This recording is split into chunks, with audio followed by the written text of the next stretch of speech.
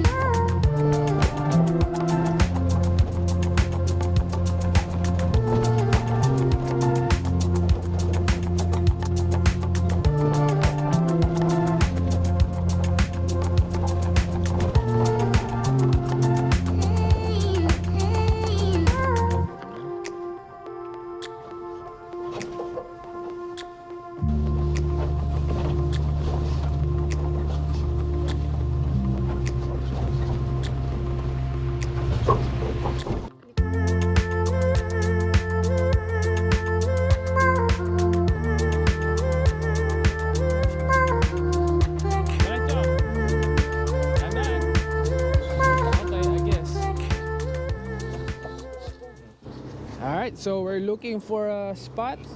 Slow down. Oh shit. Oh shit. Oh! Ay, sorry. Kalimutan ko may tao pala. Oh my Diyan ka goodness. pala. Keep going. We're almost there. Uy. Yan. That's the spot right there. So this is where we're gonna camp out tonight. We're gonna take this spot right here. This is where we usually do bonfires with the other guys in the group. You think this is good? Yeah. Alright. Alright. Shit. Okay, so let's start setting up.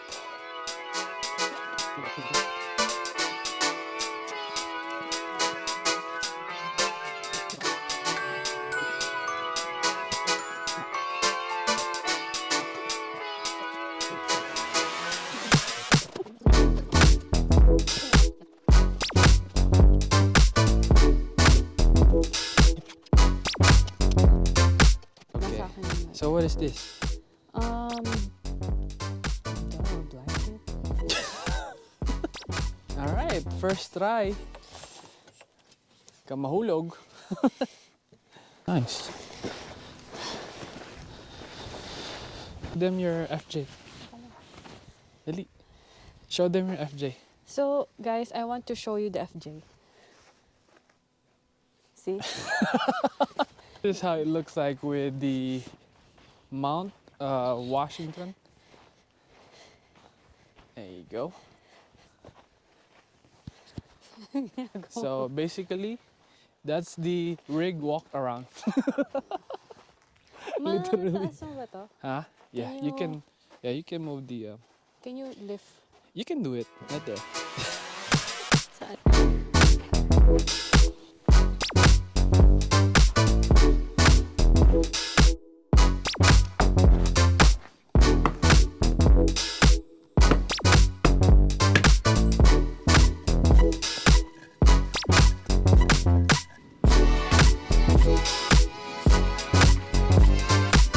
Literal na ano to? Lutong kahoy? Oh, steak talaga. Nice. Ito niluto yun dito? Steak din? Oo. Pinaghiwalay niya. So, saan mo niluto yan? Sa bato. Sa bato? Yeah. Check natin siya kung pwede na. Okay naman na siya. Medium rare na to. Sample. Tayo yung Hmm. Ayos? tayo. Dakan. Baboy. Tapos ito yung steak. Yun. Anong kanin natin? Brown rice. Brown rice. Diet. Diet pa Dahil more. nag-gym na tayo. Brown rice na tayo. Pero, Bukan natin. Bukan natin to. Ito. Ayan. Hindi na kailangan ng A1. anong iwan? A1 sauce. Ah, A1. Hindi na kailangan. Pala ko hindi na na-A1. Masarap niya. A1 pala. Labang ko yung tinakdakan. Try ko nga ulit. Natira. Try ko nga ulit.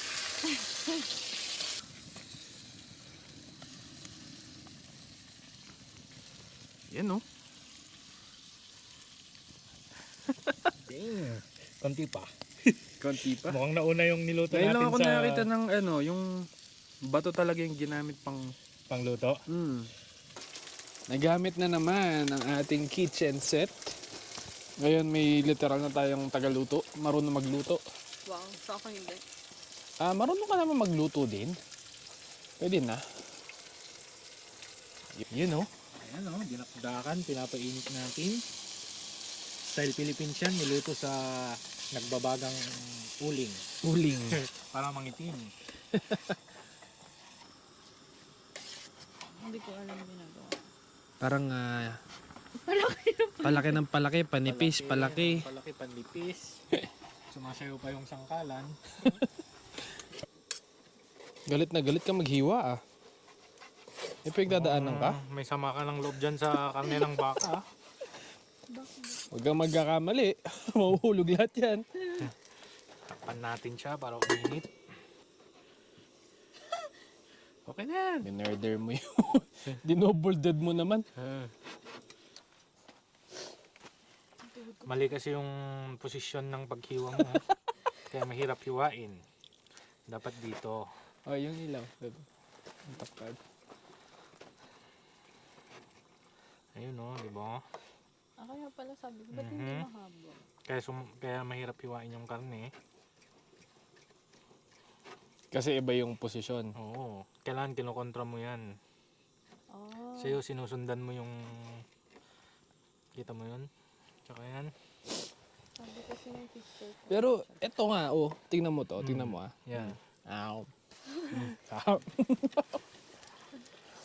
Alam mo, hindi siya nadudurog. Yung kay Joanna, nadurog. Oh, ito. Pagod kasi ako mag-setup eh. Kaya kakain na muna ako. Ganahan ko na kayong kumain.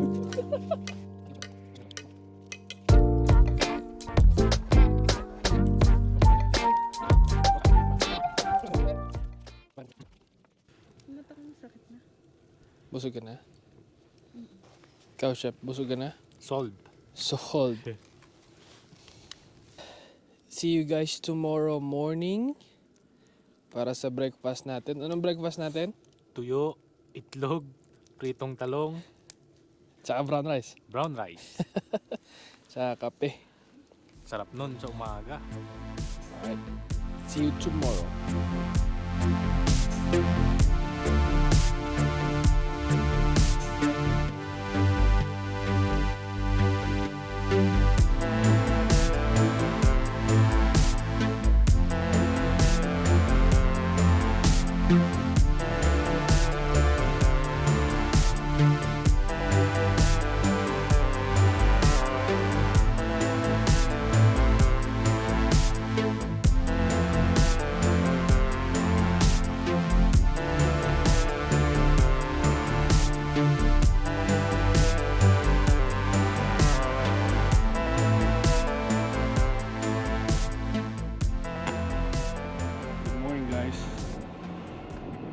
So it's almost 7 a.m. Last night it got a little bit windy, but our 270 held up. Mount Washington held up. The one thing that I had to do in the middle of the night is to move this hose from the heater from this side to this side because of the wind. Got popped off, but it's all good. This thing is the best. So this is the level of the diesel.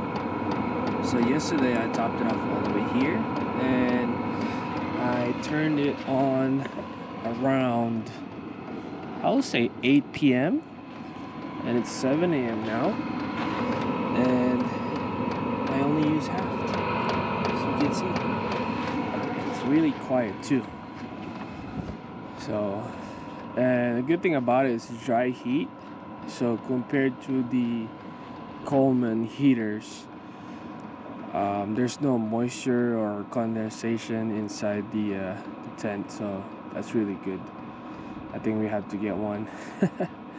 And I actually bought some extra diesel right there just in case, but looks like I'm not gonna use that.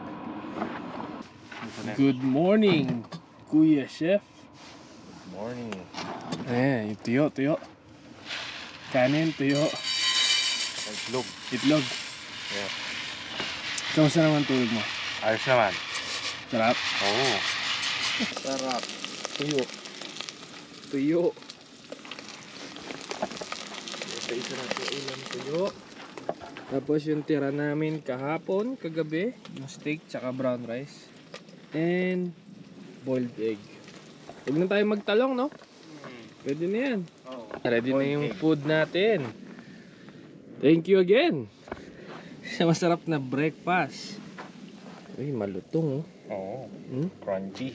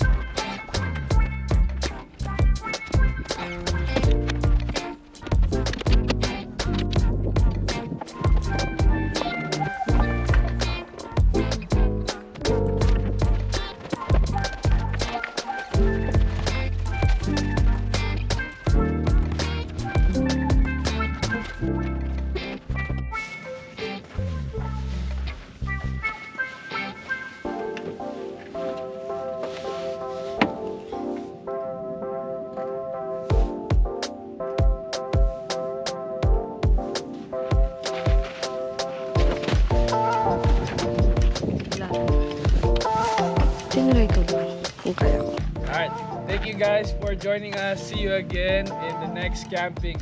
Again, thank you Kuya John for cooking for us. You have fun? Yeah. Yeah, ulit. Bye! Oh, dito, magpunta sa akin.